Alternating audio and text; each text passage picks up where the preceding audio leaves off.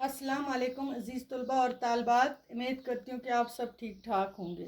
प्यारे बच्चों, आज जमात 7वीं है। मज़मून हमारा उर्दू है। मौजू हमारा माहौलियाती तवाज़ुन, क्यों और कैसे, ये आपके सबक में है। बच्चों, माहौल किसे कहते हैं? आस पास जो इर्द गिर्द हमारे है, हवा, पानी, पेड़ पौधे, जानदार चीज़ें, यही हमारा माहौल है। इन सब का आपस में गहरा ताल्लुक़ है। अगर इनमें से किसी भी एक उनसर में ख़राबी पैदा हो जाए तो सारा माहौल बिगड़ जाता है।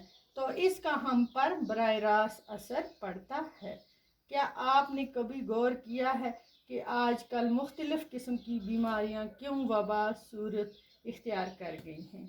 कैंसर की बीमारी क्यों इस कदर आम हो गई है?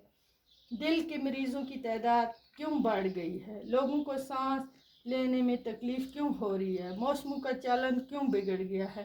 गर्मियाँ क्यों शदीद हो गई हैं? जाड़े में बर्फ़ क्यों पड़ रही है?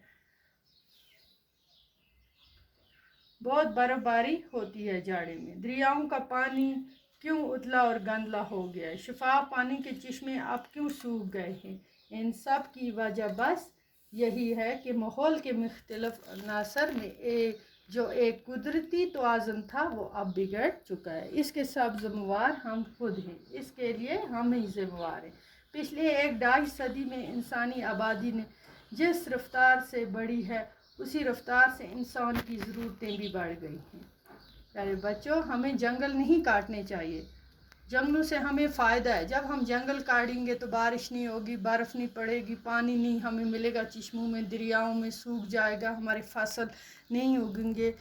और जंगलों से हमें बहुत सारे फ़ायदे, लकड़ी मिलती है, जंगलों से हम मकान बनाते हैं, बाकी बहुत सारे जलाने के लिए हमें लकड़ी हासिल होती है जंगलों के। और भी हमें ख़ास पेड़ पौधे जितने भी ज़्यादा लगाएंगे, साफ़ हवा हमें मिलती है पेड़ पौधों से।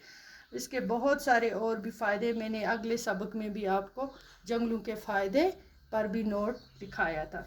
तो आज का ये सबक भी आपका है, ये इसी का टॉपिक है माहौलियाती तवाज़ुन। इसके आगे भी इंशाल्लाह, ये पहला पार्ट है इसका, आगे भी हम पढ़ेंगे दूसरे पार्ट में इसका।